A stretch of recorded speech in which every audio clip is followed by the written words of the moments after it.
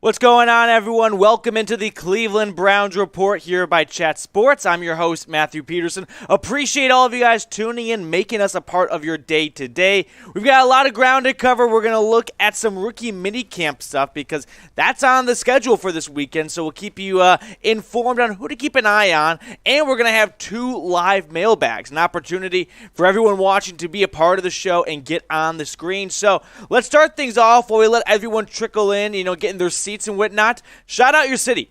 Let me know where you are watching from down in the comment section. I love this portion of the show because I love seeing how far and wide the dog pound stretches, coast to coast, and often it does not mind crossing borders. So let me know where you are watching. We'll get some shout outs here. As like I said, we let the audience build up before we get into the show. So let's see where everyone is at. Jeffrey's asking Godzilla or King Kong. That's not quite where you could be. Adam's in Alliance, Ohio. Barkley's in Strongsville. We got Dogs Eat Birds in Louisville. Tim is stuck in Natty. Keep some more shout-outs coming in here. We're watching from we're filming from Dallas, Texas. That's where the Chat Sports studios are located. But I saw it's a beautiful day up in Cleveland. So if you're in Cleveland right now, hope you guys are enjoying the good weather, but appreciate you tuning in for the show. Been some nice weather out there recently. It should be nice for rookie minicamp this week. Josh is in Lynchburg, Ohio. Major's in Shush.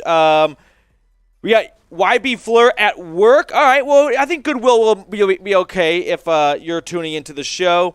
Let's see. We got Davida in Southeast Columbus. Do you like, what's the chili called? Skyline chili? I don't. It's not chili. It's noodles with meat on top of it. Logan with a nice F the Ravens. I don't know why that got blocked. That's fine with me. Mason's in Canton, Ohio, the birthplace of football in my eyes. Brady is also in Ohio. We got 2 Canton, Ohio's, home of the Pro Football Hall of Fame. You're exactly right, Mark. I love it. Tim Matthews in Texas. Shout out to In-N-Out Burger. I like In-N-Out. I think it's a little overhyped, though. I don't think it is made out to what it really is. I think if you're from California, you act like it is God's gift to the world, when it's just a good fast food burger. All right. Brady, like I said, in Coney, Ohio. All right, let's get some more shout-outs here, but also let's talk a little more Brownies-related stuff. So the report came out that Jarvis Landry not coming back to Cleveland, and then another report came out that the Browns offered him close to vet minimum with some nice incentives to try and boost that up a little bit, but not what Landry was looking for. So how much would you have paid Jarvis Landry? I think a good way of answering this question is if you see the Ravens sign Jarvis Landry to an $8 million contract, whatever that number may be, will you be upset by that? What is the threshold where you're like, you know what? I'm okay that Andrew Berry didn't want to pay Jarvis Landry $11 million. But come on. So-and-so got him for $7 million? I would have done that. Let me know how much you would have paid Juice down in the comment section. We'll keep some shout-outs coming in here.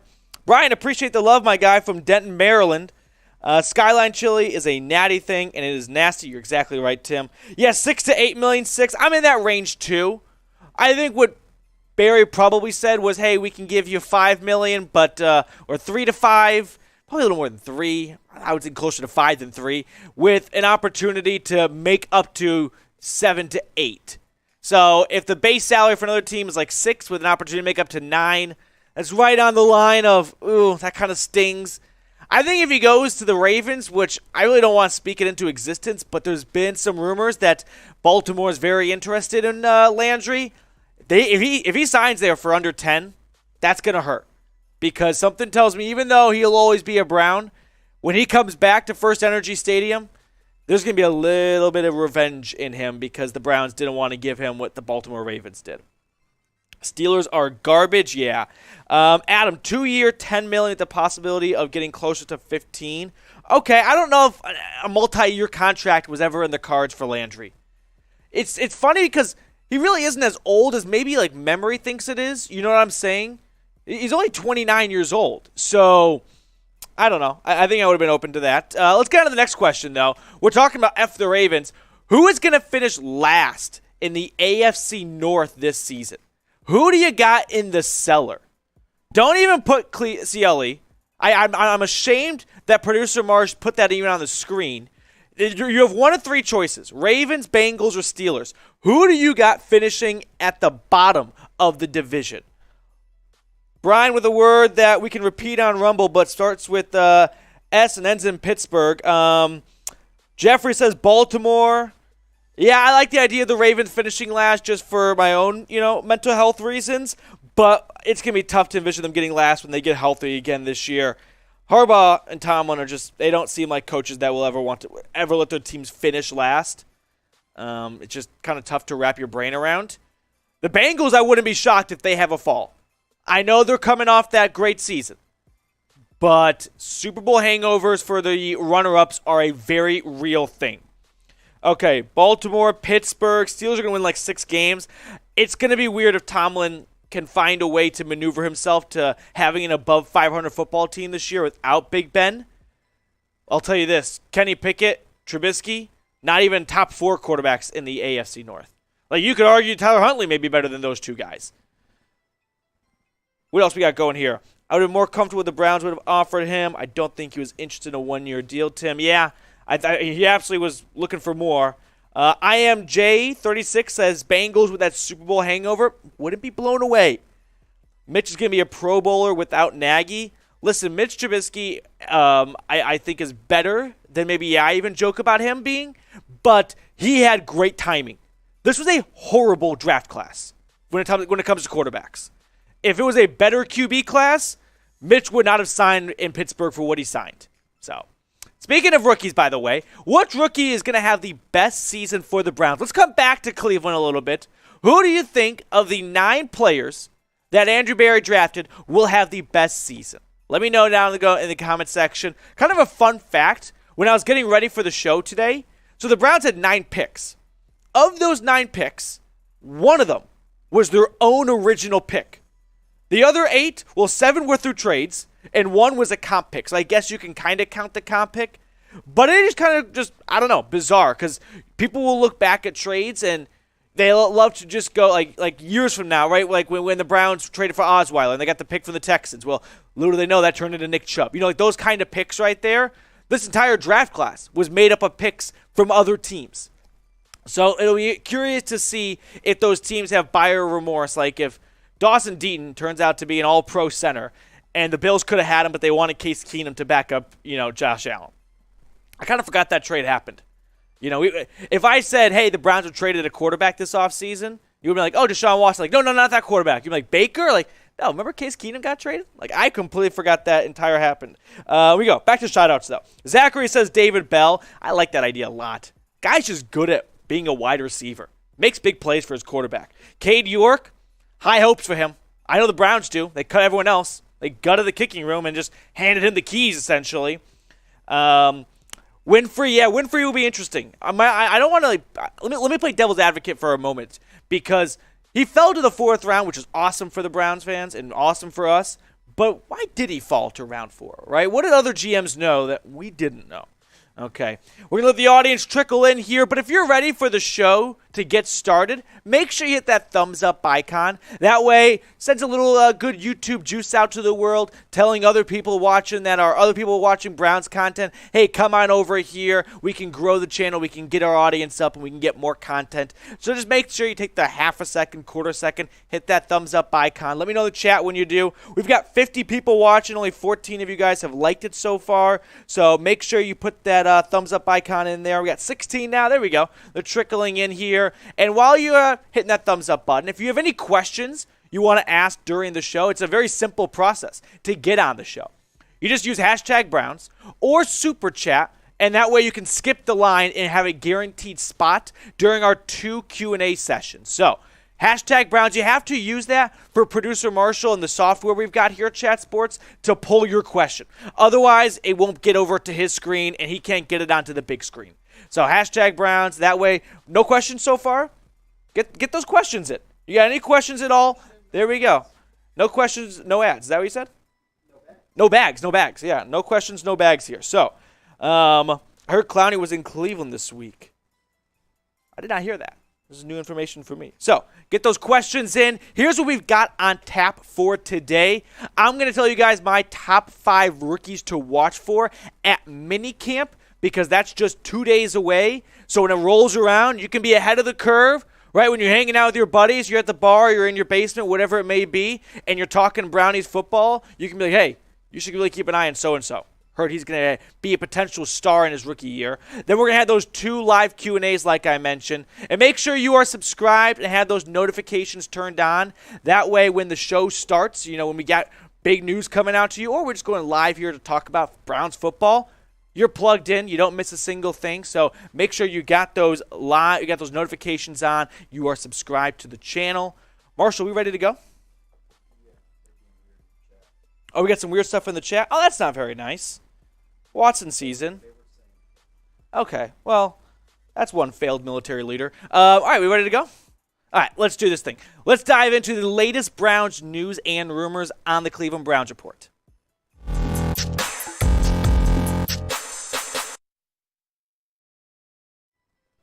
What's going on, Browns fans? Welcome into the Cleveland Browns Report by Chat Sports. I'm your host, Matthew Peterson. And on today's show, we're going to check out 5 rookies to watch for at minicamp for the Browns. That way, when training camp rolls around, you can kind of get a sense of maybe who's ahead of the curve. So, let's get the facts out quickly. Minicamp is May 13th to the 15th for the Browns, which I like 3 days. Some teams like the team in Southern Ohio thinks they only need 1 day to look at their rookies. No, let's get them in there. Let's get a good workout in. Let's get a good sense of this rookie class. So let's remind everyone of the NFL draft picks the Browns made. We'll just run through these names really quickly because let's face it, I just love looking at the picks Andrew Berry made and thinking Pro Bowl, All-Star, Pro Bowl, Hall of Famer. All-Pro, whatever it may be. So, moving on to some other Day 3 picks here. Jerome Ford will be an interesting name. 2 guys out of Oklahoma because Andrew Berry could not pass up on the opportunity to troll everyone down in Norman to make them watch more Browns football after their beloved Baker is no more in Cleveland. So, those are the Browns' 9 draft picks from 2022. We'll get to UDFAs a little later on, but which rookie will have the best season for the Browns? You think it's going to be the first name picked off the board, Martin Emerson? Or you want to go a little more outside the box, right? Someone like Perrion Winfrey. That's a popular name. A David Bell. Or you could go, we'll keep it a surprise. So let me know which rookie you think will have the best season down below in the comment section.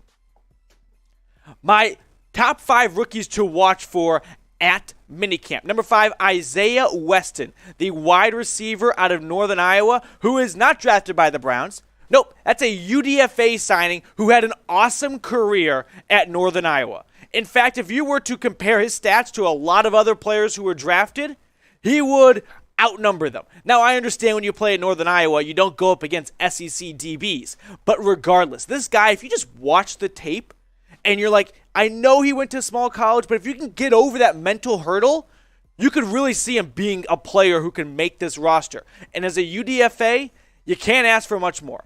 Especially when you think about how the Browns wide receiver room is far from being set in stone. When I'm looking at rookie minicamp, I'm looking at players at positions that have an opportunity to move up vertically. So you look at the wide receiver room in Cleveland, and it doesn't have a ton of concrete names, players that couldn't be moved from their spot. It's up for grabs really after Amari Cooper. My next rookie to keep an eye on is Martin Emerson, the corner from Mississippi State.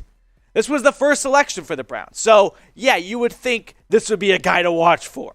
Now, the DB room, the cornerback specifically, is a bit of a head scratcher. I was trying to think of who's going to be the starting slot corner. I think it's to be determined. Maybe, That's a little weak on my end, cowardish. But I really couldn't think of a guaranteed spot name to put there for the slot. I think it's going to be more of a rotation of JOK, Delpit, Newsome to get Williams and Emerson on the field. I think Joe Woods is going to do everything he can to maximize his star players being on the field at the same time.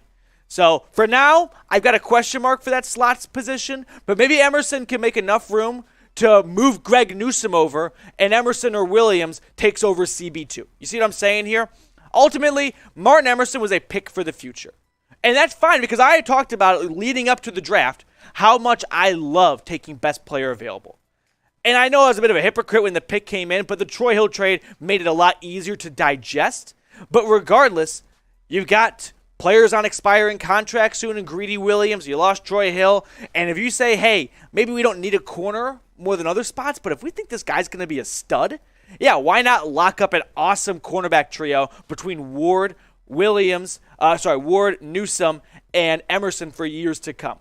Ultimately, though, you want your first pick in the draft to impress during rookie minicamp. You know what I mean? This is the guy that Andrew Berry felt was the best option when he was on the clock in round 3 after trading back from pick 44. He wants to see him go out there and prove him right in front of Stefanski. Okay, so I think if you're Andrew Berry, you want everyone to get off your back a little bit on this pick because it didn't come without some disagreement. We'll check out 3 more rookies to keep an eye on in just a second, but I want to tell everyone watching about what's going on over at Rumble. So Rumble, let's get ready to rumble, is another up-and-coming video platform service. So if you're looking for other ways to take in your Browns content or it's news, sports, politics, whatever it may be, follow us at rumble.com/Browns Report. We're trying to get to 2,000 subscribers, so I really appreciate everyone that's already subbed over there. But if you haven't already, use that link. It's in the comments, it's in the description, and make sure you check us out at Rumble. My next rookie to keep an eye on for is Cade York, our friend from Baton Rouge, originally from McKinney, Texas. Shout out to Trace. But Cade York, at his time in LSU, was pretty consistent, you could say. 81 field goal percentage, 57 long, 3-year starter for the Tigers. And I'm all for drafting a kicker. Some say it's better just to wait till after the draft and sign one. Listen, here's a good measuring stick I like to use. If you knew Justin Tucker would be what he is right now, where would you draft him? You could argue round 1. So if you believe Cade York is that guy, then why not take him in round 4? Ultimately, Andrew Berry and Kevin Stefanski, they gave this guy the keys. They opened the garage and said, enjoy the drive because we got rid of Chase McLaughlin. We gutted our kicking room for you. We believe you are the guy. We don't need to bring in competition unless you don't look good in rookie minicamp and during OTAs. And if you don't look too solid then, because they're not going to fall on their sword for you, then maybe come August during training camp, late July, they'll try to bring in another name like they did for Parkey and McLaughlin last year. So I think there's a lot of faith in York, and he's got to prove it at this first opportunity during minicamp.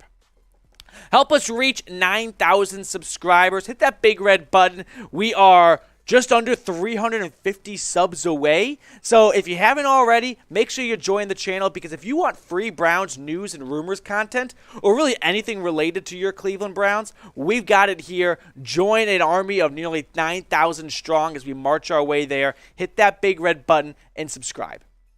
My next rookie to keep an eye on, David Bell, the wide receiver out of Purdue. I like this pick a lot. I've talked about him before and how there were a lot of concerns after a very slow 40 at the combine, but ultimately, I think this guy is just a good football player. He helps his quarterback get first downs. He helps move the chains. He's got strong hands. He's got confident, sure hands. And at the wide receiver depth chart, after Amari Cooper, nothing is a guarantee. I would say DPJ at wide receiver 2 is like 90%, but you're telling me Anthony Schwartz or David Bell can't blow the world away and take that spot during training camp? Absolutely not. So I wouldn't be blown away if David Bell has an awesome training camp, has an awesome rookie mini camp, and moves his way up the ladder in that depth chart here. But who will be wide receiver 2? Are you going to keep it with the, I guess it's not really incumbent, but it is now, Donovan Peoples-Jones? You want to go with him? Put his jersey number 11. Or David Bell, who's got, by the way, going to be rocking number 18. You can put his jersey number down there.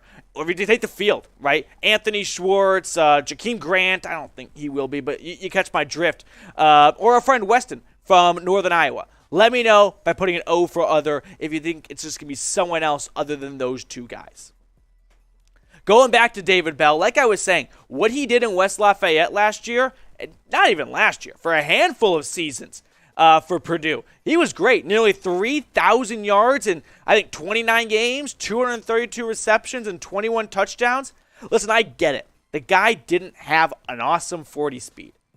Boo-hoo. I mean, there's a lot of people in the NFL who didn't. For example, you may think Cooper Kupp had terrific blazing 40 coming out of Eastern Washington. I mean, how else would he have gotten some notoriety? No, he really didn't. He ran like a 4.57, I think. So what was that? 1/800th of a second off from where David Bell ran? Yeah, I'm not too concerned about a bad day in March ruining this guy's career. I loved this pick, especially mid to late round 3. I think the Browns, though, have a lot of faith in Deshaun Watson with these wide receivers. When you didn't see Jarvis Landry return, and then we've heard, hey, they're really not interested in even signing a Will Fuller or even like a fun idea of a Julio Jones, this tells me, and for good reason too, by the way, Andrew Berry said, hey, Deshaun Watson, we're going to give you $230 million guaranteed. We don't need to invest all that much in the wide receiver room because we've got you, right? That's the point of getting a superstar quarterback. Is you don't have to have blown away wide receivers. Doesn't mean you can just mail it in and go with a bunch of 5th rounders. No, they got Amari Cooper. Let's not forget that. He may not be a superstar wide receiver, but ultimately the Browns have a lot of faith that Watson can elevate this wide receiver room and make it very competitive. My final rookie to watch, the number 1 guy, it's Perrion Winfrey. The guy's he's already the fan favorite. He was the 3rd player taken off the Brown, 4th player taken after, was it Martin Emerson, Alex Wright, David Bell, and Winfrey, and he's already number 1 in a lot of people's hearts in Cleveland. The guy was born for the dog pound. You know what I'm saying? It's not often when you draft a player in day 3, you can be like, this is going to be a hometown hero. This is going to be a fan favorite. And if I'm wrong, I don't even care because I've just gotten that much energy from Perrion Winfrey and how happy and excited he is to be playing for the Browns, who needed him, right? They need a defensive tackle. We talked about drafting him at 44 to get him in the 100s. That was a fantastic pick. This is going to be awesome. I can't wait to see Winfrey play. So let's show the guy some love. We did this, I think, last week. Put his jersey number 97 down in the comment section. Welcome him to the dog pound, because he's going to be the mayor, the capital, and the president of the dog pound at that defensive tackle spot. I don't know if he's going to walk into rookie minicamp starting on that defensive line. Right now, I've got Elliott and Togiai there because, let's face it, they were 3rd-round picks, right? Togiai last year only had like 1 good game against the Patriots, and that game sucked. Haven't really seen much of Elliott from Missouri. But maybe Taven Bryan starts. They signed him, the former 1st-round pick from Jacksonville. I'll stick with this. This is not what I think the depth chart will be. I think this is just what it is right now for Berry and Stefanski. But there's no reason Winfrey can't steal a starting role by the end of preseason and training camp going into week 1. Because both those starting spots are wide open. Like I said, I've got Elliott and I got Togiai there temporarily. They're not in pen.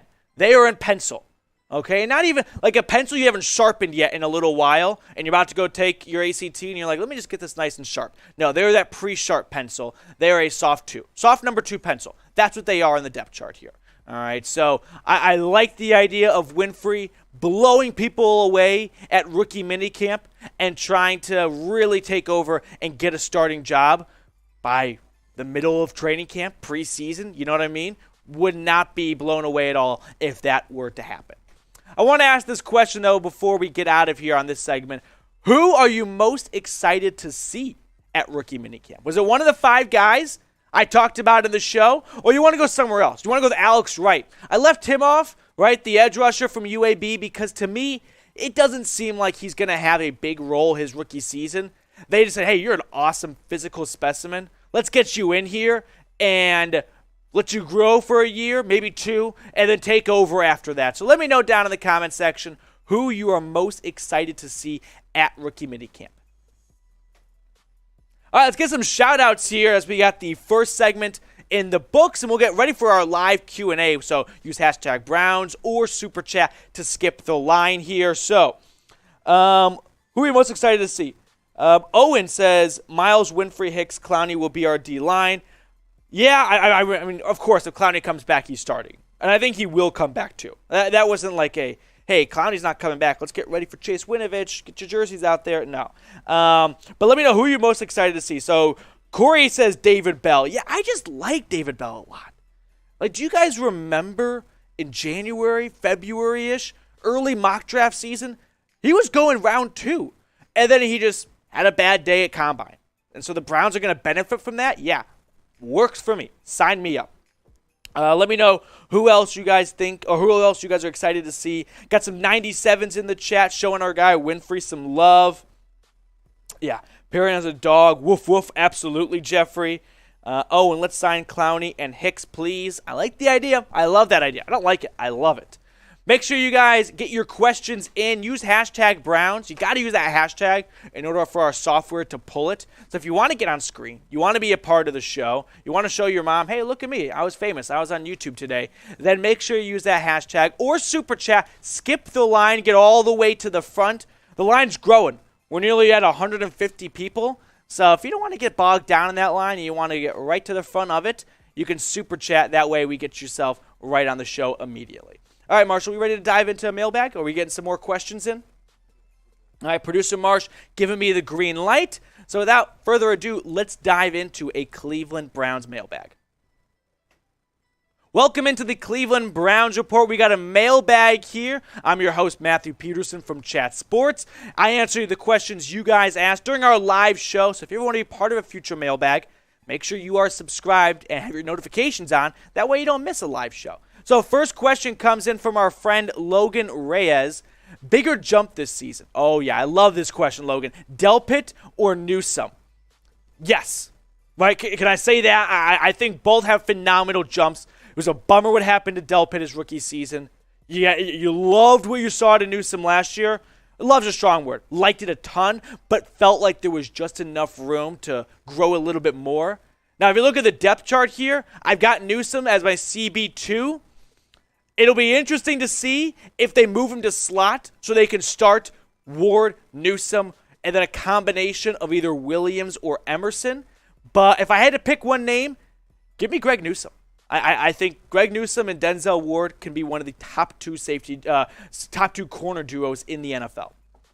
Next question comes in from Adam Bonell. Appreciate the question, Adam. So with Landry pretty much off the table, do you think Fuller is a lock? Uh-oh, got bad news for you, Adam. If not him, who else would you look at if you were AB? I still think Cole Beasley is an interesting name. So after the Browns said no to Jarvis Landry, reports came out that they're actually very confident with the current makeup of their wide receiver room. So Fuller, I think, Will Fuller is far from a lock, actually. If they were to bring someone else in, I think it would be Will Fuller. I wouldn't be shocked if Andrew Berry goes, hey, we're going to kick back for just like 48 hours.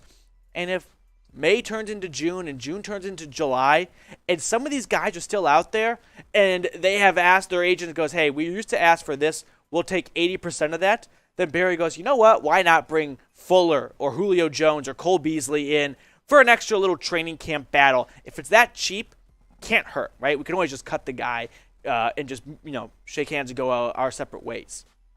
We got another question from IMIJ36. What are the chances Felton makes the 53-man roster? Is he more likely to make it as a running back or wide receiver or something else entirely? Yeah, I think Demetric Felton was one guy when he was watching NFL draft who did not like that Jerome Ford pick, because let's just run through the running back room really quickly. You got locks of Nick Chubb, Kareem Hunt, Dearness Johnson.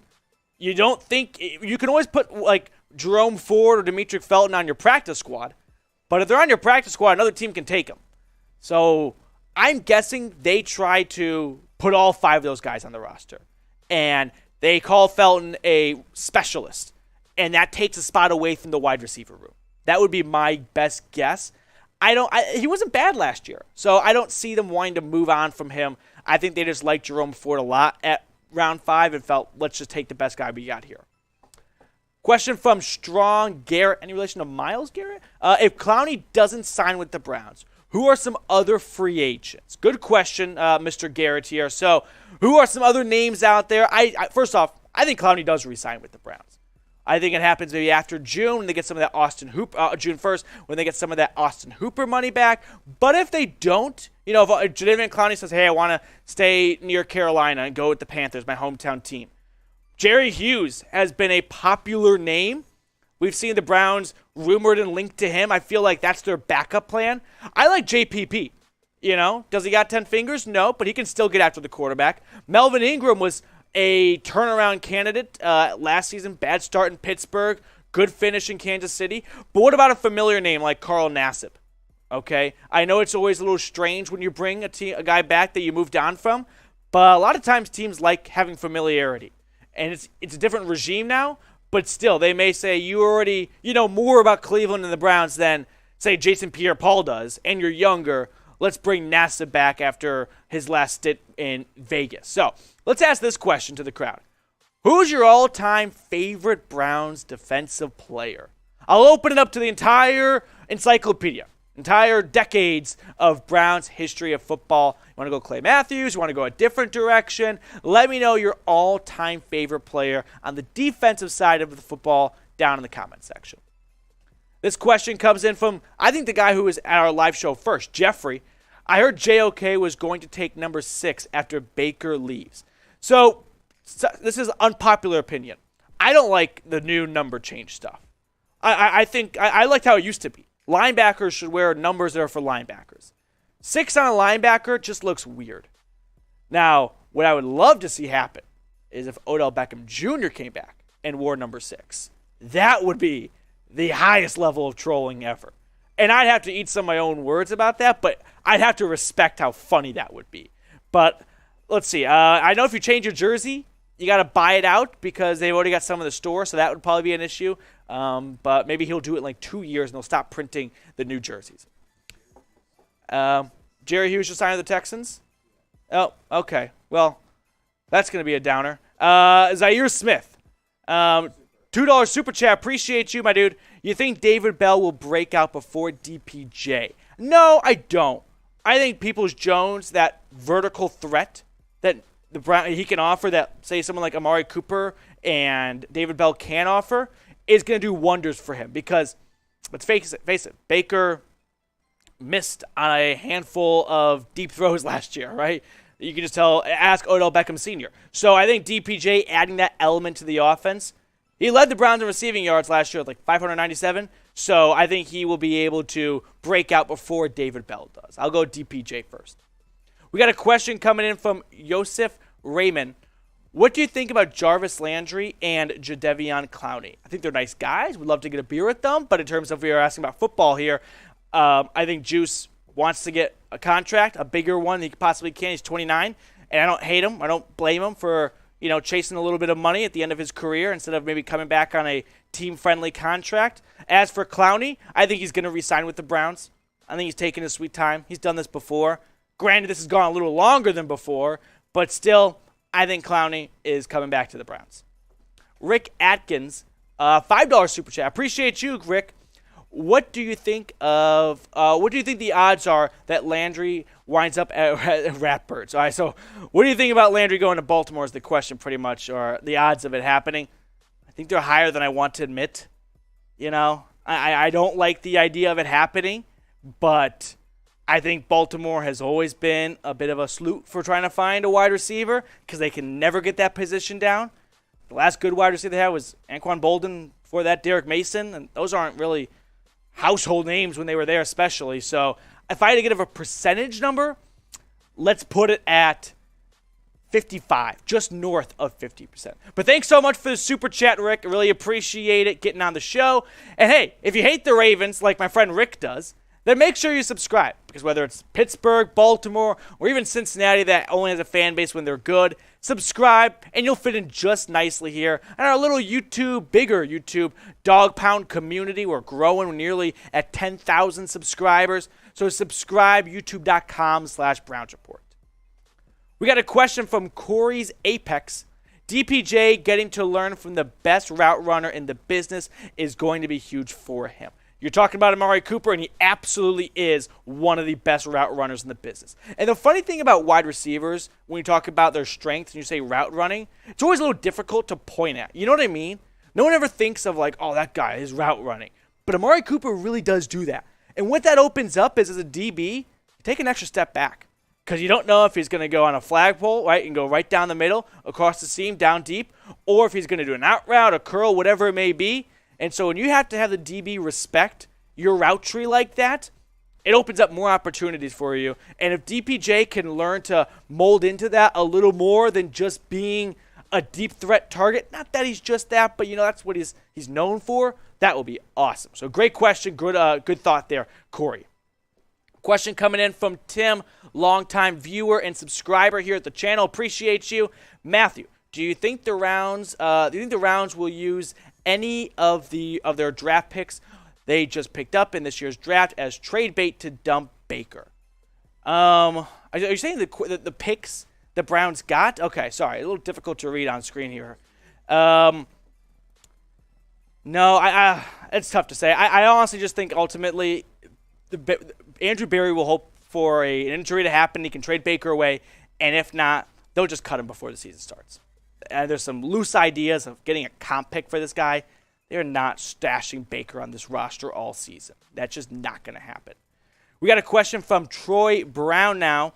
What rookie will have the biggest impact in 2022? Good question. You can go a handful of different directions with this thought, right? But to me, when I think of impact, that means an opportunity to get on the field the most. I'll go Perrion Winfrey. Maybe that's a cop-out. Maybe I'm taking the easy road here. But this is a player who doesn't have a lot of tough competition above him. No offense to Elliott or Togiai, but you're telling me that those jobs are concrete, stamped and sealed? No. Winfrey could absolutely come in and win that job and have the biggest impact, whereas Emerson and Alex Wright and David Bell, they've got some extra clutter above them to try and break through. Winfrey's got the softest glass. So I'll go Perrion Winfrey. So what do you think about this? Will Winfrey start week 1? Could the 4th-round pick be a part of the starting lineup, be a part of the starting 11 as soon as week 1? Give me a Y for yes or an N for no. Curious what you have to say about this one down below in the comment section. Question now from Awesome Browns fan. Could you see Barry making another trade? Trades are just fun. You know what I mean? Like, whether or not it's a good or bad trade, at least in the moment for a split second, it's still fun to think about. The obvious answer is trading Baker Mayfield. So let's just put a pin in that.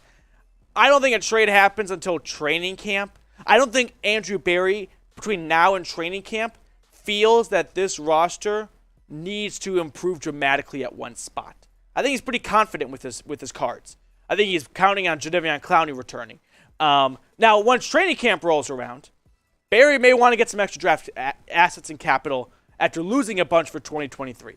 So if injuries happen to other teams and Barry can get a 3rd rounder for Kareem Hunt or Greedy Williams, well, I don't want to see those guys get traded away. I think Barry may have to take the picks if someone else is starting running back or corner gets hurt and he can get some capital for guys who aren't even starters on his team. Last question here on the mailbag from Jeffrey. Emerson plays red zone outside and also plays safety hybrid. Roll up on the line to jam tight ends and blitz. So Martin Emerson, I think there's this conspiracy. That's not the best word. There's this loose theory out there that he can be a starting slot corner. And I know it's not really what you're talking about here, Jeffrey, but I just want it to be a public record, kind of what Jeffrey's saying here. Emerson is an outside corner. He doesn't have great ball tracking skills. He had 1 career interception at his time in Mississippi State. He's a lengthy corner with super long arms that can get his hands on the wide receiver and make life miserable, like you said, right up from the start of the play. So is he a safety hybrid? I don't really see him being that way. I see him being more of a shutdown type of corner. Don't throw to me. But I'm not going to get a ton of interceptions, and I won't get 4 interceptions and 2 pick sixes in a season. Let's circle back to this question. Let's get some shout-outs here. Will Perrion Winfrey start week 1? Yes or no, right? Can he beat out a combination or just really one of these guys between Elliott, Togiai, and Brian, who they signed from Jacksonville in free agency? I think it's pretty likely, right? I think the odds are more in his favor than against him, at least in my opinion. Let's see what the chat is saying here on this one. Got a couple of Ys coming in. All right, that guy's getting blocked. Yeah. There we go. He will start, and it will be the Jarvis of the defense. Oh, I love that comparison, right? Kind of the heart and soul, the minister of culture, I like to call Jarvis Landry. That's a great comparison. I love that one. Being from Maryland, Baltimore fans are the worst, so blasted, obnoxious. You know, I'm friends with one who lives in my building. Nice guy. And then we start talking about Joe Flacco, and he goes off the rails because he thinks Joe Flacco's the greatest quarterback in NFL history. Let's see. Why for yes? Isaac doesn't think so. That's fine. Hate Baltimore so much. Who do you guys hate more, the Ravens or the Steelers? I think that's the ultimate question here. I personally lean more towards Pittsburgh, but Baltimore's not far behind at all. Darko thinks yes. All right, CJ's a big fan of Mom. Got some mommy issues there. Logan, LOL, Joe Flacco, yeah. The fact that Joe Flacco's still in the league is hysterical. Never forget when Baltimore gave him that huge contract. That was the best. All right. Get your questions in using hashtag Browns or Super Chat. We got a couple Super Chats during our last mailbag. Really appreciate all of you guys that Super Chatted. That way you guys get yourself on the show guaranteed. And it's a great way to support my dog's toy foundation. We got a bark box the other day, and she's a big fan of it. So appreciate that. Cruz says thank you. Hashtag Browns or Super Chat to get on the show. Marsh, we got enough questions to kick off this next mailbag and kind of put a bow on today's show? Okay, producer Marsh, he's hitting all the 1s and 2s right now, getting everything ready. So get those questions in using hashtag Browns. Ooh, I see an interesting question right there about Richard Sherman. So let's see how interesting these questions can get. Get on the show, hashtag Browns or Super Chat. Before we get into this mailbag, I want to ask this question because a good friend of mine is going to Cleveland for like a little work function he's got next week. And anywhere we go, we always get wings. So what is the best spot to get wings in Cleveland? Don't give me any of that Buffalo Wild Wings crap. I love B-dubs, but you don't travel to a different city to try their B-dubs. So let me know the best spot to get wings in Cleveland. We've got a Cleveland Browns mailbag coming your way. Welcome into the Browns Report by Chat Sports. I'm your host, Matthew Peterson. I answer the questions you guys asked during our live show. So if you ever want to be part of a future mailbag, subscribe, get those notifications on, and join us during our live show. So first question comes in from a good actor. I'll put it that way. Kevin Costner, who is a sneaky candidate to have a breakout season. Also, shout out to Yellowstone. Great show, Kevin Costner. Well, this is Kevin Costner with a K. Sneaky candidate to have a breakout season. What about this guy who doesn't get enough, not a lot of talk about him? Anthony Schwartz. You know what I mean? We're all talking about DPJ and David Bell, but Schwartz was picked 91st overall back in 2020, at 7 or 8 spots earlier than when David Bell went, and he was awesome in that Chiefs game. Remember that 44-yard reception right there, but the hamstring injuries really plagued him the rest of the year, and you never saw much of him after that. Listen, when you're a speed guy, when you're a track star like Anthony Schwartz is, you need good hamstrings because the other assets and part of your games is not what got you to the NFL. So hopefully after a nice offseason, because we always like to believe, hey, over the offseason, everyone's like a video game. Your health gets back to 100%. Hopefully that's the case for Schwartz. I know people in the Browns front office are very high on Schwartz. In fact, they're so high on him, that's why they're not feeling the need to go out and get another veteran wide receiver. But I think it's going to be Anthony Schwartz. Maybe you want to go a different direction. Who will have a breakout season? Greg Newsome, Grant Delpit. What about Donovan Peoples-Jones? All those answers work fine, but I kind of went off the beaten trail a little bit, went with Anthony Schwartz out of Auburn. Let me know what you think down below in the comments. We got a question from Robbie Schneider. Thanks so much, Robbie, for the question. What's your favorite Browns player of all time? Mine's Braylon Edwards. Very funny. Josh Cribbs. I just love special teams, right? I think special teams, when you get a good special teams play, that's what changes the game. You know what I mean? Like Travis Benjamin against the Jets, Jets back in 2018. That was an awesome play. You know what I'm talking about when Baker came in? So I love the idea of special teams. So I go with Josh Cribbs every single time. Master Desk 326, is Richard Sherman coming to Cleveland? Unless Cleveland is French for Amazon, no. Désolé. Because there's big rumors out there that he's going to go and work on Amazon's presentation and broadcast of football games. So I don't think it's very likely. Would be kind of fun, I guess, although Browns really don't need another DB, especially after drafting Martin Emerson. You can never have too many DBs this day and age, but I don't think it as a very likely outcome. Owen Barth with our next question. Appreciate the question, Owen. Why do we care so much about taking Baker's contract when we aren't even going to spend all $27 million we have available now? Why don't we just eat $15 million to get a pick and get Baker out? Owen, that's an awesome question and one that I kind of wrestle with when I can't fall asleep because you're right. Why not just eat most of it and get something for the guy, right? A 2029 seventh rounder is better than nothing. But I think the answer to your question is Andrew Berry is confident he can get more. And he believes if he waits long enough, there will be another GM out there who watches his quarterbacks at OTAs and practice this summer and goes, I'm going to lose my job if these quarterbacks are the starting options for me. So let's pick up the phone and call Baker. Let's make this happen. Let's stop doing this tango and waiting. And if that's the case, then the Browns can get more and not have to eat $15 million. I think that's what Andrew Berry's doing. I think he's betting on himself. He's really betting on other quarterbacks sucking, and he doesn't have to eat $15 million. He can get more. He can have another team take that much more money, and that's going to free up more cap space. But I agree, it is a little bit strange when you already have $27 million available. There's a new feature on YouTube I want to tell everyone about. It's the Super Thanks function. So if you missed our live show, but you still want to get on the live shows, or you want to be a part of the show or support the channel, YouTube has added Super Thanks. You can donate to videos afterwards by clicking that thanks icon. It's got the little icon right there, that little heart with the money sign in the middle of it. Really appreciate all of your support. You can put a message in there, and a Super Thanks will get you on a show. We'll give you a shout out. We'll talk about maybe whatever you put in your Super Thanks message. I really appreciate everyone that supports the Browns Report here. Make sure you find other ways to do it by super thanking or joining our live shows or even just hitting that thumbs up icon. Whatever it may be, thank you so much for everyone that helps keep the lights on here at the Browns Report. But a great way to do that is hit that super thanks button. Another question from Robbie Schneider. What's your go-to beer on a Browns Sunday game? Good question, Robbie. Let's go with, I'm kind of a sucker for Coors, but I like a Blue Moon. It needs to have an orange, though. No orange, I send it back. You know what I mean? It's got to have the orange because the orange is like 80% of it. So I'll go with the Blue Moon with an orange. Question from Master Desk 326. Last question here. Okay, you can ask more, Master Desk. Would Baker take a pay cut to get off the Browns roster so he can choose where he plays? It's a good question. I'll go with no.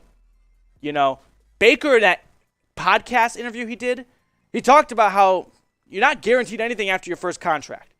And he's not going to turn down $18 million so he can go play in Seattle instead of, I don't know, like backup Kyler in Arizona.